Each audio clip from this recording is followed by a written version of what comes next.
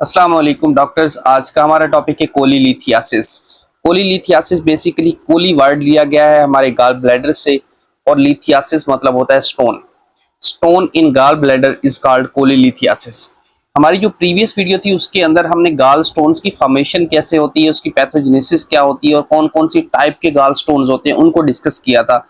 हमारा ये जो टॉपिक है कोलीलिथियासिस, नेक्स्ट जो है हमारा कोलिसिस्टाइटिस होगा। इसके साथ एक और टॉपिक है कोलीडेकोलिथियासिस और कोलेंजाइटिस। ये जो टॉपिक्स हैं ये तकरीबन तकरीबन सेम सिम्टम्स के साथ पेशेंट प्रेजेंट करता है कि अगर फॉर एग्जांपल स्टोन जो है वो गाल ब्लैडर के अंदर हो, स्टोन जो है वो कॉमन बाइल डक्ट के अंदर हो, या इन्फ्लेमेशन हो जाए गाल ब्लैडर की, या इन्फ्लेमेशन हो जाए कॉमन बाइल डक्ट की, क्रोनिक इन्फ्लेमेशन हो या एक्यूट इन्फ्लेमेशन हो, तो उनके केसेस को किस तरह पिक किया जाता है, किस तरह डायग्नोसिस बनाया जाता है, ये सारी की सारी चीजें आने वाली 2 से 3 वीडियो के अंदर हम डिस्कस कर लेंगे। ठीक है, आज का हमारा टॉपिक है कोलीलिथियासिस के जो स्टोन है वो अगर गाल ब्लैडर के अंदर हो तो उसको हम किस तरह पिक कर सकते हैं। फर्स्ट ऑफ ऑल थिंग ये है कि कुछ ऐसी कंडीशन होती हैं जिनके अंदर स्टोन जो है वो साइलेंट होता है। साइलेंट होने का क्या मतलब है?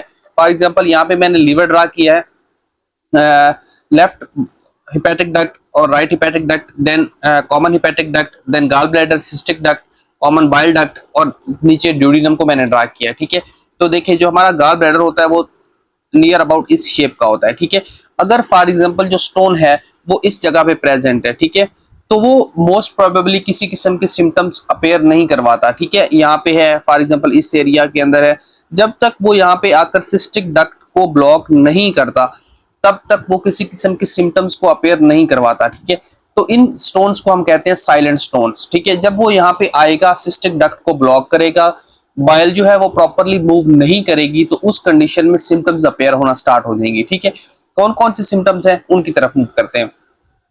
फर्स्ट ऑफ ऑल जो हमारे पास क्वेश्चन आएगा एग्जाम के अंदर, या हमारे पास जो क्लिनिकल सिनेरियो के अंदर केस आएगा या क्लिनिक के अंदर कोई भी पेशेंट आएगा, तो उसके अंदर रिस्क फैक्टर होंगे। रिस्क फैक्टर कौन कौन से होंगे, जो कि मैंने प्रीवियस वीडियो के अंदर भी बताया था कि कोलीलिथियासिस का पेशेंट इजीली पिक हो जाता है। किस तरह कि फर्स्ट ऑफ ऑल तो वो एक फीमेल पेशेंट प्रेजेंट करेगी आपके पास, इसको हम 4F से याद रखते हैं। ठीक है, 4F से क्या मुराद है? First F is a female, patient is most probably female, क्योंकि ये फीमेल के अंदर ज्यादा होता है। कौन सी फीमेल के अंदर ज्यादा होता है गाल स्टोन?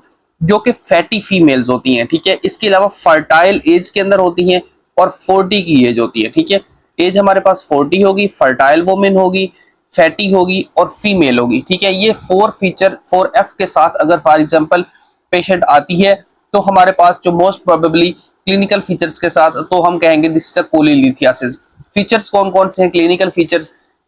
वो है राइट हाइपोकॉन्ड्रियम के अंदर पेन होगा, राइट हाइपोकॉन्ड्रियम रीजन के अंदर पेन होगा। ठीक है, तो ये जो पेन है ये एक तो सडन पेन होगा। ठीक है, अचानक से स्टार्ट होगा, पेशेंट आएगी और आगे कहेगी कि मुझे सडन पेन स्टार्ट हो गया है। उसके अलावा जो अगर नेचर की बात करें तो ये कोल की पेन होगा। ठीक है, कोल की पेन इस तरह होता है जैसे वो कहते हैं ना कि हमारे जो पेट है या राइट हाइपोकॉन्ड्रियम है, वहां पे ऐसे जैसे कोई चीज किसी चीज को कोई ट्विस्ट कर रहा होता है। ठीक है, उस पेन को कहते हैं हम कोल की पेन। तो जो पेशेंट है वो कोल की पेन के साथ प्रेजेंट करेगा। और अगर कहेगा कि जो अगर फॉर एग्जांपल वो फैटी फूड खाती है, ठीक है, आपको पता है मैंने लास्ट वीडियो में अंदर भी बताया था कि जो फैटी फूड है वो उसकी अब्जॉर्प्शन के लिए हमारे पास बाइल रिलीज होती है गाल ब्लैडर से। जब हमारे पास फॉर एग्जांपल स्टोन है गाल ब्लैडर के अंदर, हम कोई भी फैटी फूड खाएंगे तो बाइल रिलीज होगी, और बाइल अगर फॉर एग्जांपल स्टोन की वजह से प्रॉपरली रिलीज नहीं होती तो उस कंडीशन के अंदर पेन बहुत ज्यादा होना स्टार्ट हो जाएगा। तो जो पेन है वो इंक्रीज करेगा फैटी फूड खाने से। ठीक है, फैटी फूड खाने से इंक्रीज करेगा। दूसरी चीज, अगर फॉर एग्जांपल पेशेंट मूवमेंट करता है, ठीक है, मूवमेंट करता है तो उसके साथ भी इसका पेन जो है वो इंक्रीज होगा। ठीक है, और अगर हम रिलीफ की बात करें कि पेन कम कैसे होगा, पेन कम होगा हम जब एनाल्जेसिक्स देंगे या हम किसी किस्म के पेन किलर लेते हैं। ठीक है, एनाल्जेसिक्स कहते हैं पेन किलर को, जेसिक्स। ठीक है, पेन किलर से लेने से ये पेन जो है वो कम हो जाएगा। देन कुछ एडिशनल सिम्टम्स इसके साथ पेशेंट में प्रेजेंट करती हैं, जैसा कि जीआईटी अपसेट। इनके साथ मोस्टली प्रोबेबली प्लस माइनस लिखा होता है। प्लस माइनस क्यों लिखा होता है? कि ये हो भी सकती हैं और नहीं भी हो सकती। मेनली हमारे पास ये सिम्टम्स प्रेजेंट करेंगी, उसके साथ ये सिम्टम्स हो भी सकती हैं और नहीं भी हो सकती।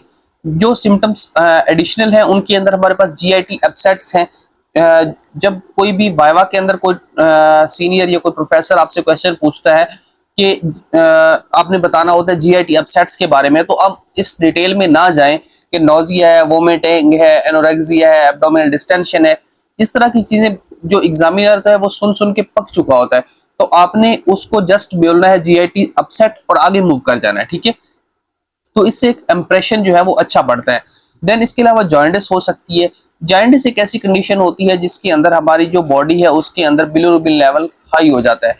अगर for example bilirubin level high हो जाता है तो उसके साथ जो है डिफरेंट सिम्टम्स अपीयर हो जाती हैं। वो कौन कौन सी हैं, वो हिमेटोलॉजी के टॉपिक से हम उन्हीं के साथ ही डिस्कस करेंगे।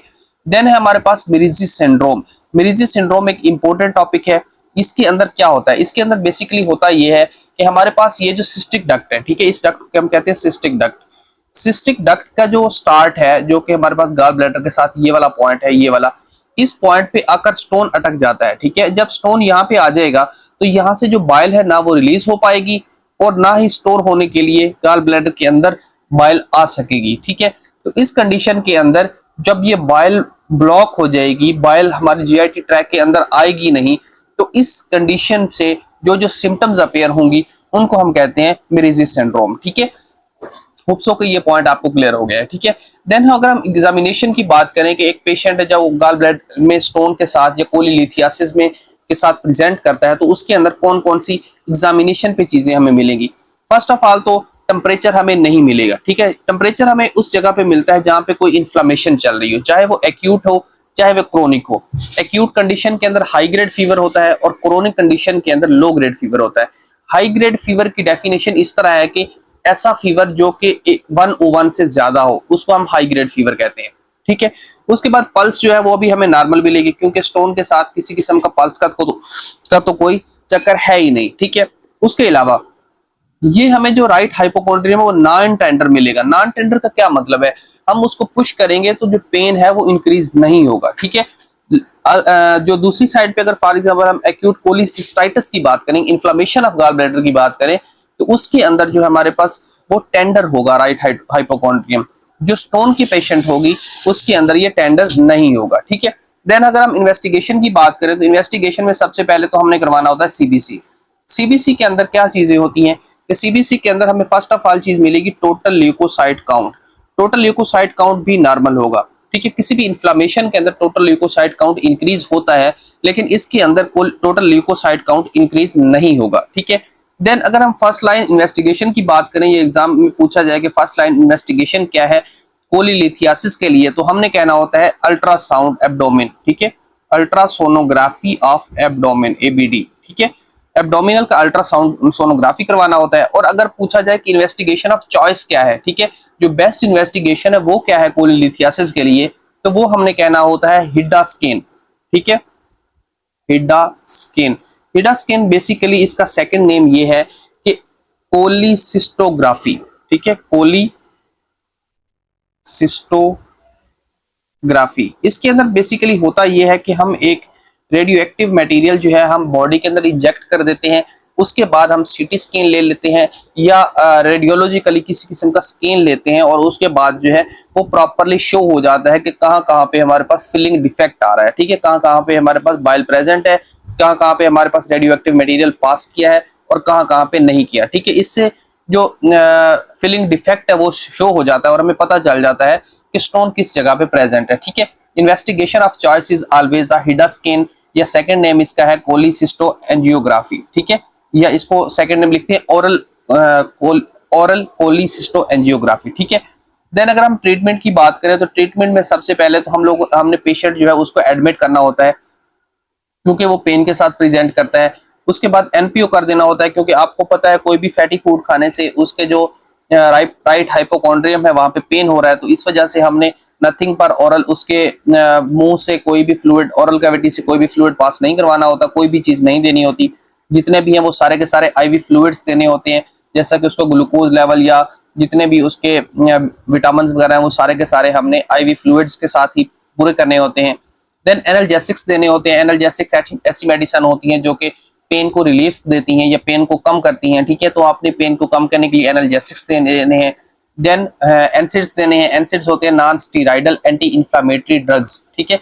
तो non steroidal anti inflammatory drug या पैथिडीन वगैरह हम दे सकते हैं, जिसमें जो इन्फ्लेमेशन अगर फॉर एग्जांपल है तो वो कम हो सकती है। ठीक है, एक और कॉन्ट्रा इंडिकेशन है कि फॉर एग्जांपल जो कि मैं प्रीवियसली भी बहुत बार डिस्कस कर चुका हूँ, ये हमारी ड्यूडिनम है। ड्यूडिनम से जहाँ पे ये पॉइंट्स पे जो डक्ट है वो इंटर होती है, इसको हम कहते हैं एम्फूला ऑफ वेटर। ठीक है, ये पॉइंट को अगर फॉर एग्जांपल यहाँ पे स्टोन है तो इस कंडीशन के अंदर हम पैथिडीन नहीं देते। ठीक है, pethidine is contraindicated if the stone is at the ampulla of Vater. ठीक है, तो अगर पूछा जाए कि ट्रीटमेंट ऑफ चॉइस क्या है, कि बेस्ट ट्रीटमेंट क्या है, तो बेस्ट ट्रीटमेंट के अंदर हमारे पास होता है कोलिसिस्टेक्टमी।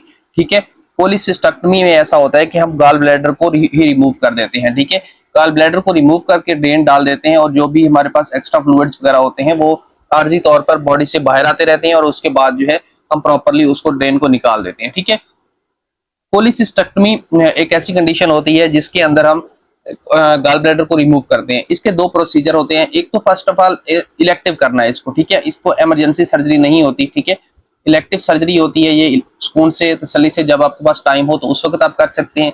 और सेकंड ये है कि आजकल जो नेक्स्ट एडवांस प्रोसीजर आ रहे हैं उसके अंदर हम लैप कोली बोलते हैं। ठीक है, लेप्रोस्कोपी, लेप्रोस्कोपिक रिमूवल करना होता है। ठीक है, लेप्रोस्कोपिक को ज्यादा आजकल प्रेफर किया जाता है बनिस्बत ओपन के। ठीक है, ओपन सर्जरी आजकल कोलिसिस्टेक्टमी के लिए बहुत ही कम होती है। मोस्ट प्रोबेबली हम लेप्रोस्कोपिक सर्जरी ही करते हैं कोलिसिस्टेक्टमी के लिए। ठीक है, उसके अलावा अगर फॉर एग्जांपल साइलेंट स्टोन्स हैं, silent stone most probably 90% female जो होते हैं उनके अंदर साइलेंट स्टोन ही होते हैं। ठीक है, अगर फॉर एग्जांपल स्टोन्स जो है वो साइलेंट है तो उस कंडीशन में अगर पेशेंट डायबिटिक है तो उसको उसी के हिसाब से डायबिटीज को ट्रीट करें, या स्टोन्स को ट्रीट कर दें। इम्यूनो कम्प्रोमाइज्ड है तो उस कंडीशन में हम स्टोन्स को, साइलेंट स्टोन्स को भी ट्रीट करते हैं, या अगर वो हार्ट पेशेंट है तो उस कंडीशन के अंदर भी हम साइलेंट स्टोन्स को ट्रीट कर लेते हैं। ठीक है, ताकि किसी किस्म की कॉम्प्लिकेशन ना हो। ये था each and everything you should know regarding the cholecystitis, cholelithiasis. Cholelithiasis एक क्विक सा रिकैप दे देता हूँ कि cholelithiasis stone in gall bladder होता है। रिस्क फैक्टर हमने इसको 4F से याद रखते हैं, फैटी, फर्टाइल, 40 और फीमेल होती है। उसके अलावा क्लिनिकल फीचर्स में राइट हाइपोकॉन्ड्रियम पेन होता है।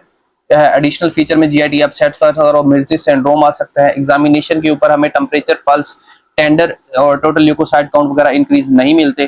फर्स्ट लाइन इन्वेस्टिगेशन की बात करें तो एब्डोमिनल अल्ट्रासाउंड होता है। इन्वेस्टिगेशन ऑफ चॉइस की बात करें तो हिडा स्किन।